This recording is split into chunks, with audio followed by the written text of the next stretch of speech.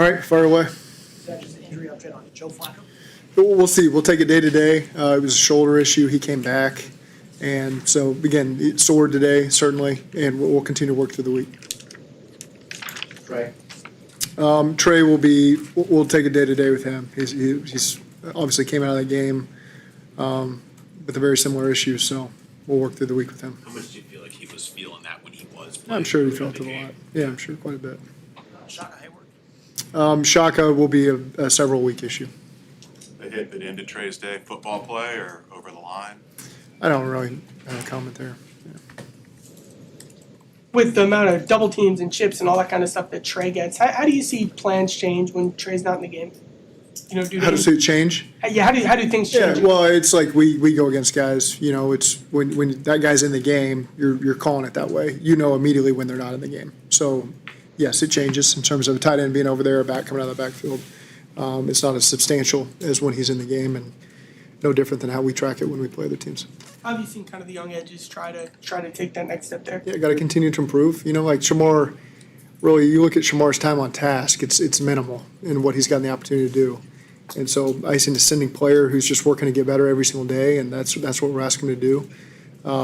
Same as you're talking young, you know, Miles is in his third year. I see Miles working to continue to strain, and we've seen some good flashes from him as well. And so just continue to see those guys develop.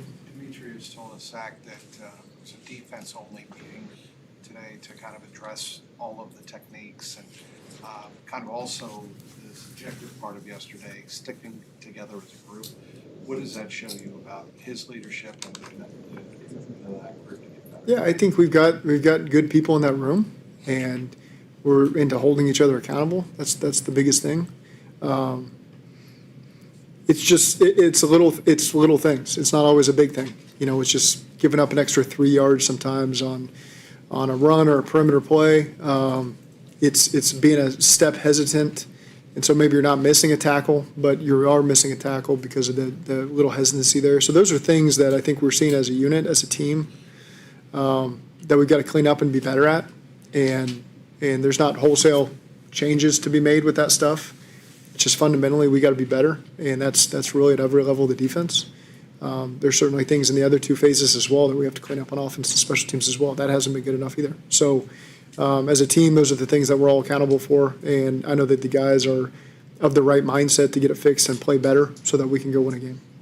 How much do you look back at some of the stuff from yesterday and just say there's just too much inexperience on the field on defense together that's causing some of this stuff? That's where we're at, and so we have to create that experience quickly, you know. And so again, learning from number one, you can't make the same mistake twice. So maybe you're seeing it for the first time or in the context of a game for the first time, and if we're slow to react, then the second time we can't be slow to react. And so there's going to be a little bit of that, especially when you're playing some young players, which we got a couple rookies playing on defense that I think have tremendous upside, and I'm excited about them.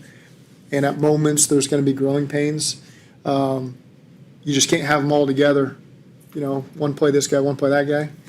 I see elements that I'm excited about in our future as we continue to grow this week and going forward. And so again, just like I stated, it's about, all right, we made a mistake. I'm not going to ever repeat that mistake again. I've learned from it. I've been in the game. I've done that. Other guys at the position holding everybody accountable, like helping them get lined up, helping them get the call, helping them make the correction immediately after the snap. And again, we got good people that are all in. Like one thing you look at when you're having the struggles we had on defense yesterday in terms of giving up the points, you look at the effort. It's not an effort. It's not a want to. It's not a guy's checking out.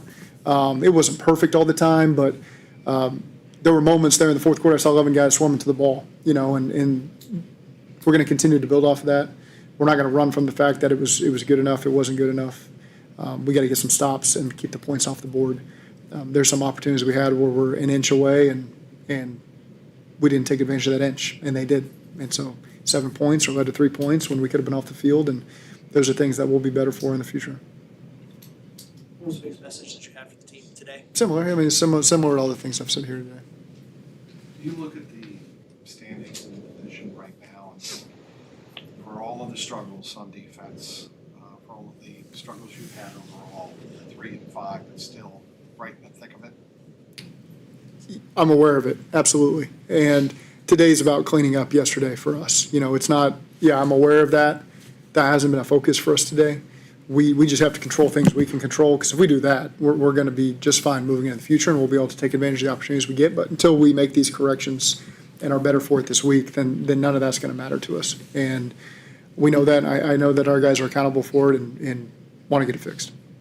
Okay, is there anything you do differently from a tackling perspective? There's things, we're going to look at being creative with it. I'm not going to get in here and get into it all, but I think when you're saying it's an issue back-to-back weeks, multiple weeks, then we got to find ways to fix it. And so that's what we'll do.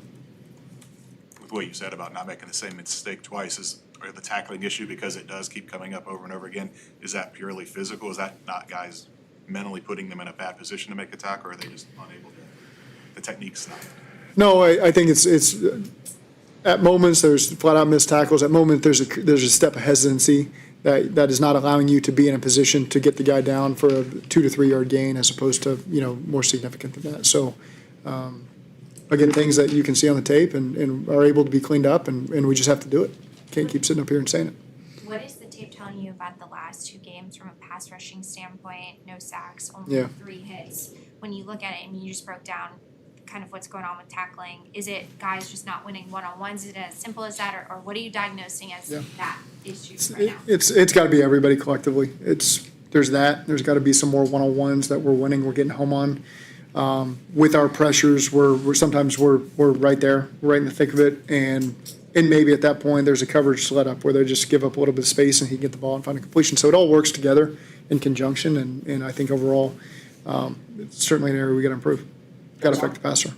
Don't talk a ton about playing with a lead. Going back to last year, y'all have had some leads of double digits in the second half. Haven't been able to kind of see those home. Why do you think that is? Well, I think there was 3 drives there we didn't score in the second half, and they're all frustrating. They're all disappointing. The first drive, the second half, that was a chance for us to create a lot of separation there in the game, and 2 efficient plays. The third down didn't work out for us.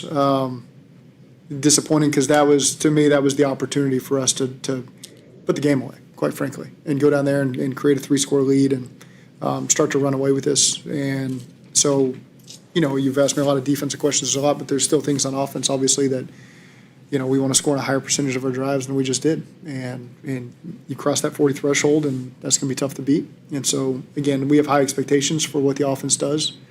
There was opportunities there yesterday to capitalize on, to get more points on the board, even if it's just 3 points, and would have been able to win the game and be able to clean up the stuff after a win, which is a lot more fun than doing it after a loss. It doesn't mean that anything necessarily changes, because you still got to make these corrections, but there were still opportunities out there that offensively we got to take advantage of. When you go back and look at some of those opportunities last year that kind of slipped through y'all's fingers, is there other commonalities that you see as to? No, I think last year was different than this year.